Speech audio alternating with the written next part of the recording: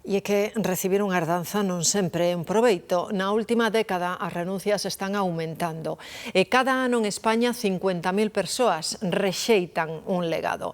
Galicia é a terceira comunidade con maior taxa de renuncias.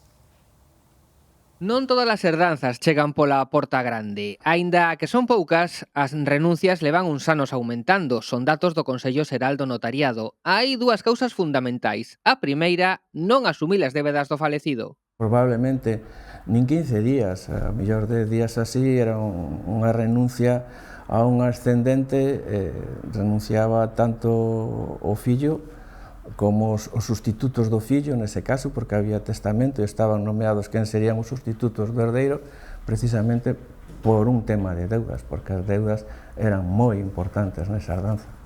Pero en Galicia hai poucas herdanzas con débedas. A tradición é o aforro. Se eu tivera que poñer máis ou menos un causante promedio, tanto home como muller, o que se ve pois mínimo un inmueble, piso ou casa, algunha que outra finca, 2 ou 3 fincas, e despois, evidentemente, unha ou dúas contas, pois cuns aforriños. E cando hai patrimonio, hai outra causa que leva a renunciar herdanzas: evitar conflitos familiares. Cada vez se ve, ou polo menos últimamente nos están chegando os casos de maior conflictividade, moita dificultade para chegar a acordos nos repartos. Tamén existe pois a posibilidade de nombrar un contador partidor para que parta esa herencia ou acudir á vía xudicial, pero son casos moi puntuais, moi residuais. Mira, temos moito sucesións, mira, aquí tes sucesións, vale?